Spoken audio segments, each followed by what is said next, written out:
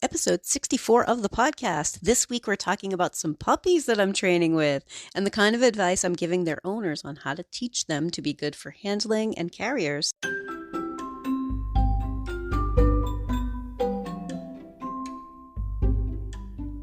You're listening to the Creating Great Grooming Dogs podcast. I'm Chrissy Newmeyer-Smith. I'm a certified professional groomer, a certified behavior consultant for canines, a certified professional dog trainer, and the owner of Happy Critters in Nashua, New Hampshire. And this, my friends and colleagues, is the podcast where grooming and training meet.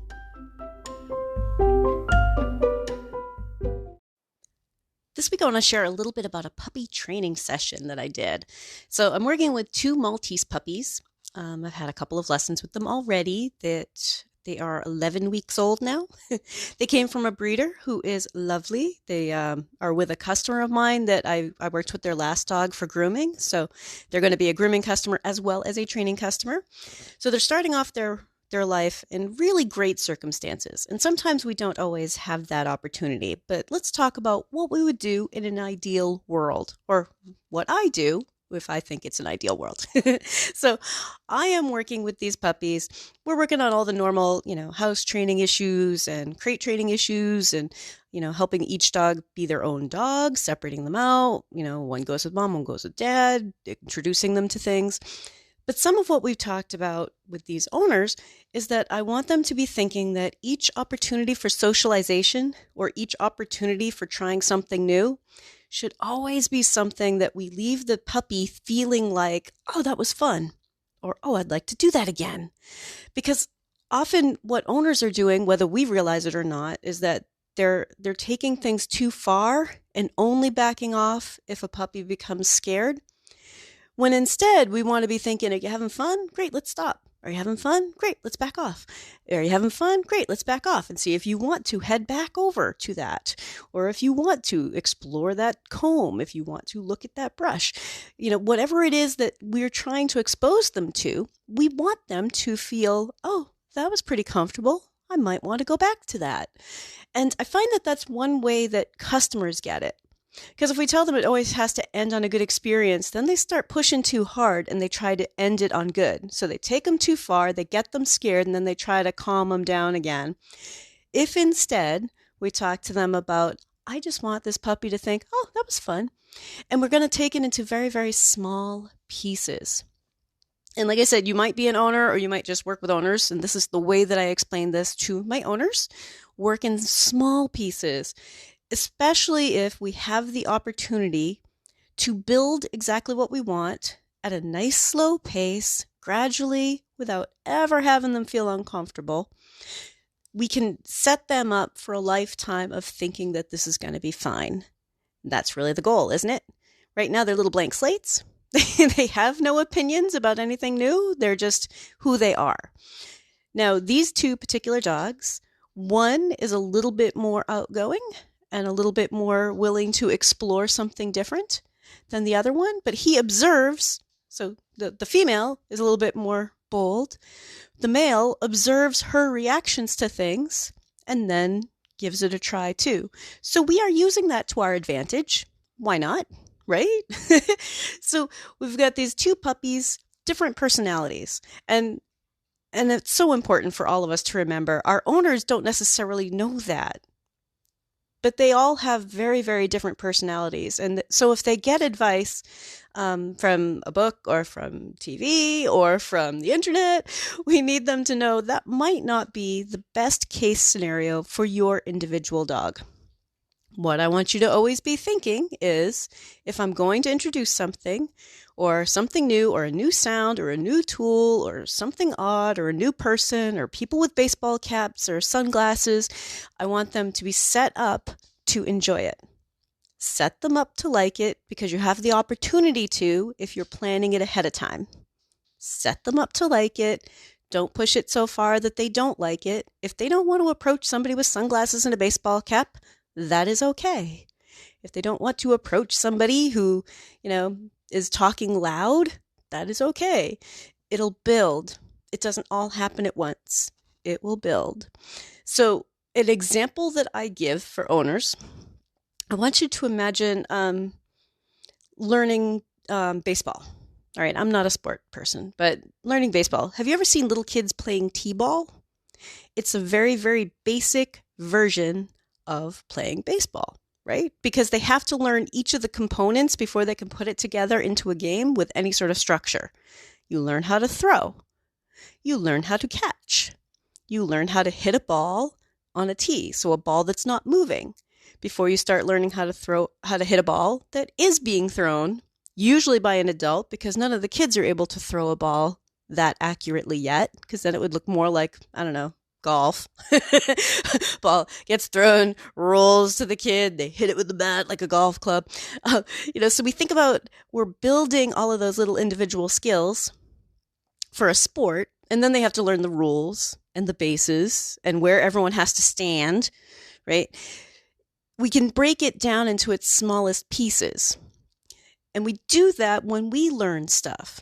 So even though I'm not a sports person, I get that that's a way to break down all those skills, which also means if a kid is really good at catching, he can work more on throwing, right? We can work more on the thing that needs more work. We can continue to build on all the separate skills without always making it, now we're going to have a baseball game. Another example that I use for customers, learning a musical instrument. I know I went from sports to band camp, but learning a musical instrument, a friend of mine was over and he was interested in my ukulele. Now, in my living room, I have a Celtic harp, 3 guitars, a ukulele, a flute, a piccolo, I think that's, a pocket clarinet. So I've got a variety in my living room at any given time. But he was interested in the ukulele, thinking it would be much, much easier. So I didn't just show him like a tune. I didn't teach him a song. I showed him the easiest chord and a strum pattern, right? Like teach him a little bit about the beat, figure out what he knows already. So those things translate to when we're trying to teach a dog something. Sometimes we go too far. Sometimes we're saying, okay, well, we're going to work on brushing his ears, and that's what we're working on, and we're just going to get these ears brushed. But that's kind of like taking it way too far. If we have the opportunity, if we have our owners working on things, then we don't need to get that done today. So circling back to these 2 puppies, while I was there for this 1-hour lesson, which I do a program, which is a lot of lessons, but this particular 1-hour lesson, I'm at their house, we're sitting on their floor, we talk about how they're doing with the puppy training. When I first come in, they're super excited. That is not the time to start working on something sensitive, like touching around eyes and touching toes, right? That's the time to work on recalls, calling them back and forth to us, blowing off some puppy steam. We worked on tossing toys. As soon as we say their name and they give us eye contact, we're tossing a toy. We're having some fun. We're working on lots of skills all at the same time. And then we'd calm them down a little bit, pick them up in our arms, pet them a little. And this particular time we brought out their carriers, because one of the pups had diarrhea in his carrier on the way to the vet, and we just don't want him to be afraid of it. Kind of worried that he was afraid and that's why he had diarrhea. We're not really sure, but we don't want him to be afraid of it. So we bring the carriers out and we place them into the living room. And one of the puppy who had been sick is sitting there barking at the carriers, and we're putting little bits of treats and toys and stuff, not expecting them to go in, not putting them in the carrier, just letting them see that there's some treats in there. They can explore it, pick it up, put the carriers back. We did a 3-minute repetition of that. 3 minutes, no expectation of getting in the carrier. This is for future crate training. This is for future transport to vet visits. This is for the future. Right. So we start working on other stuff. We're going back to things like, getting their attention, calling them to us, getting them on the pee pad when they start sniffing around, because a puppy that looks like he's thinking about world peace needs to pee, things that owners don't necessarily start to notice until you point it out, like, yeah, he's looking for a spot to pee. Let's get him onto the right place. So then after we do that, we bring the carriers out a second time. Like, I was only there for an hour. Now we're on our second repetition of carriers. And I just brought the carriers out again, put some treats in them. We're sitting there goofing off. One of the puppies reaches in with her front feet. Great. I call her away and give her a cookie. I'm not even making her go in. I'm actually calling her away from it and giving her a cookie because I want her to think, oh, that was a non-issue. So now the next time she wanders over and her brother follows her. He's thinking, this isn't so bad. Okay, I'll follow you.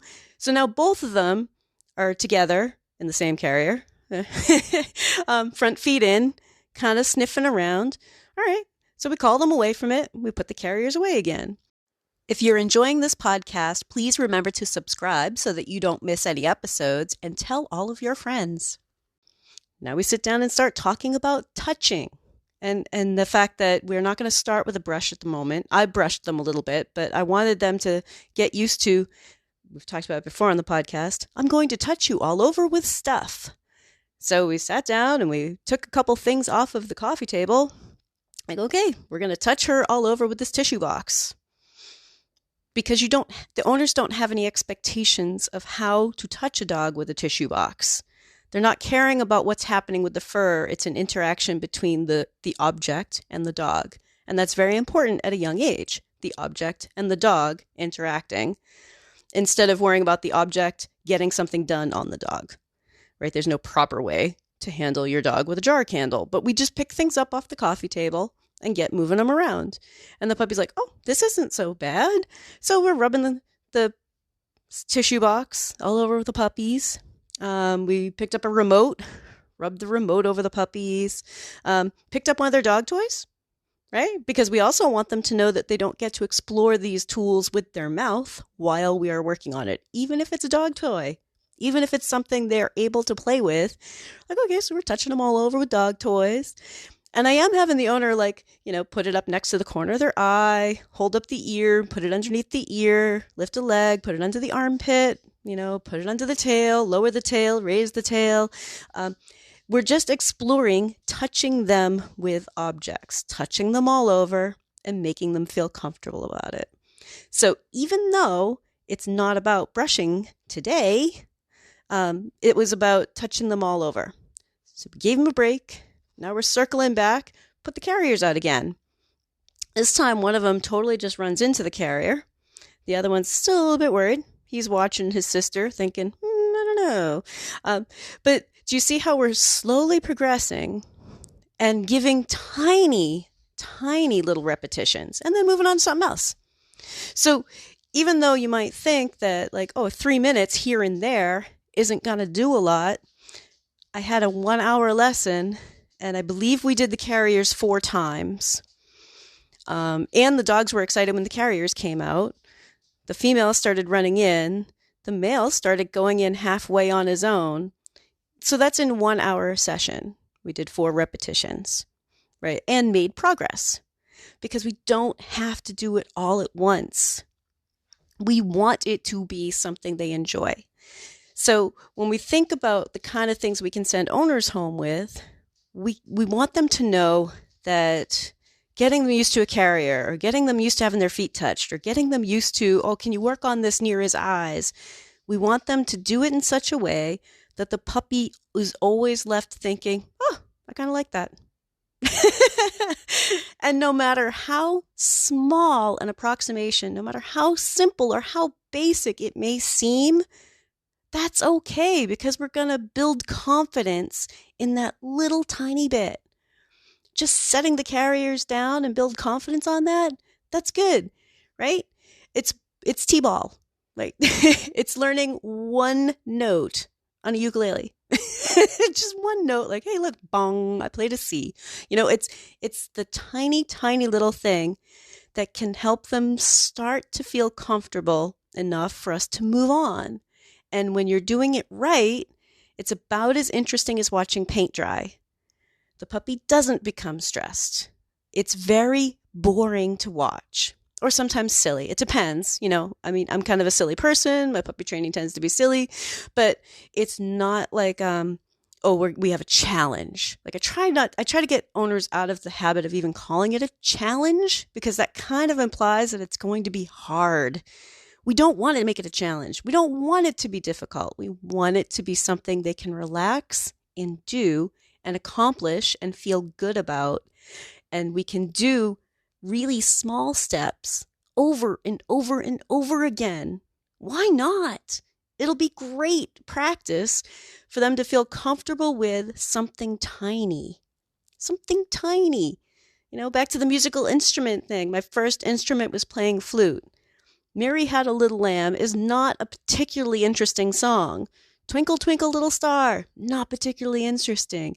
But fourth grade kids, when they learn their first song, are psyched, right? Like that's a huge achievement. They're like, I learned a couple of notes and I learned a little bit about beat. And now I can honk out a song because it never sounds good in fourth grade. So now I can honk out a song and I'm doing it and I want to do more, right? I mean, I still play instruments because it sparked that in me. Like I want to do more. So taking those small steps, little tiny things, but having owners touch their dogs all over with stuff. Dogs that are nervous or have had some experiences where they were afraid, right? These puppies are a blank slate. They have no real opinions yet. Everything has been a good experience. All right, I'm making assumptions, but that everyone has tried to make everything a great experience. Certainly having the runs in your carrier wasn't a great experience, but everyone has been trying to make it as good an experience as possible. But even with dogs that are coming with us with some baggage, right, for us to be able to calm them down and just figure out where to meet them. What are they comfortable with? What can we work on that they feel comfortable with? Instead of pushing it to we're working on this because that's what he's uncomfortable with. It's kind of a subtle difference, so I want you to take that in. Are you working on something that he's uncomfortable with by making him uncomfortable and then trying to rectify it, trying to make it better? Because it's kind of going to backfire. Okay? We want to find the point that they are comfortable and build on it. And I will give you another example. Christmas, I was sitting at my cousin's house, and she mentioned that their dog is really kind of nervous about nails. And I'm like, okay, we can work on that. But while I was sitting on the living room floor and people are playing a game and we're goofing off, I was rubbing her and massaging her, and she's a sweet dog, and she's leaning up against me. And I took my hand down her leg, and I felt her start to stiffen, just below the elbow. That would be the point that we work on, near the elbow, not the foot, right? You don't go for the foot, because the foot is the bigger problem. We're going to start at the source, which is, why did you stiffen here? She's a sweetheart. I wasn't worried about her hurting me, and I wasn't there to, work on nails. Certainly that's not something you do at a big Christmas party. If you want a problem, yeah, do it at a Christmas party. But as I was patting her, I realized where her safety net ends, where she's like, oh, I feel great, and you're touching me, and you're touching me. Oh, why would somebody touch a dog's elbow? Right? That's the point that we work on. We want her to get comfortable with us reaching toward her elbow. Don't make it about the feet. We're taking things too fast, and that's really common. It's really, really common for owners to do that too. Like, oh, but we got to work on these feet. So they go for the feet. And that backfires, and then it turns into a dog who might be good despite being afraid. Not the best situation, right? Because that's not going to be a great long-term plan. I'd rather them be comfortable with it. And you can achieve that by gently working at the point that they're comfortable with and making that successful. And it doesn't have to be a whole bunch of treats, and it doesn't have to be a whole bunch of toys. It can just be hanging out on the floor, petting. While I was petting her, I circled back to that elbow a bunch of times while we were playing games. We were not dog games, but we were playing, I think it was a card game at that time. But I just kept circling back, petting her, and she started to become comfortable with my hand on her elbow. Why not? Because I'm not taking her to the point of being totally frightened.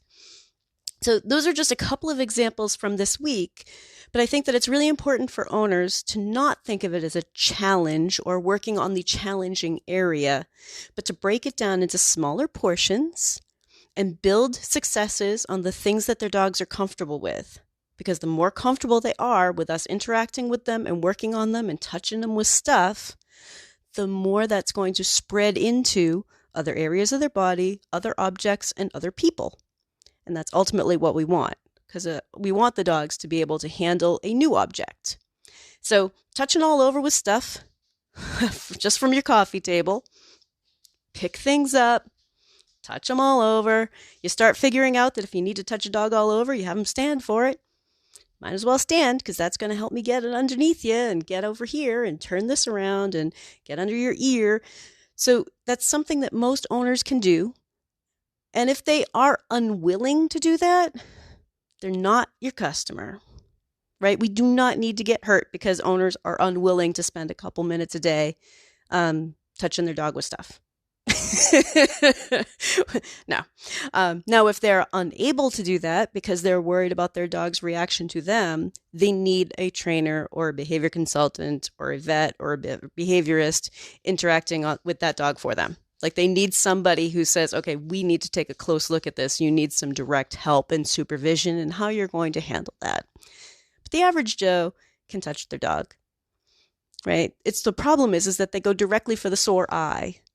You know, they go directly for the hard boogies next to the eye and try to yank them out with their finger, and they're like, oh, he's still bad for his eyes, but we work on it all the time. But what they're doing is they're making it worse by just going for it and dragging boogies through the corner of the eye every day. We need them to know, take it small. We're going to do the T-ball version. Little teeny tiny steps that build, and they build quite quickly. So this week's action step is to think about a particular dog. Maybe it's your dog.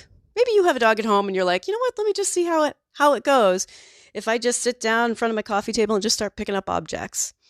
Touching them all over with dog toys, touching them all over with the remote. What happens if I pull out a set of earbuds with the long squiggly line, squiggly wires? And what happens? Can he handle it? Let's find out. So that's your weekly action step this week. Everybody, have a great week and stay curious. If you'd like more information, you can find me at Chrissy@happycritters.net, happycrittersdogtraining.com, or you can join the Facebook group, Creating Great Grooming Dogs podcast, or the Facebook page, Creating Great Grooming Dogs. I really look forward to hearing from you. If you're ready to go beyond the podcast, and I hope you do, I've made it really easy for you. If you go to creatinggreatgroomingdogs.com and click on your next step, you'll see all of the options. There's the Scholar Lounge community, there's the Modern Grooming Professional certification, there's Master Canine Stylist and Professional Canine Stylist diploma testings, there's the Behavior Lab for coaching and private one-on-one sessions with me, and of course, the Master Groomer Behavior Specialist program. So go to creatinggreatgroomingdogs.com and click on your next step.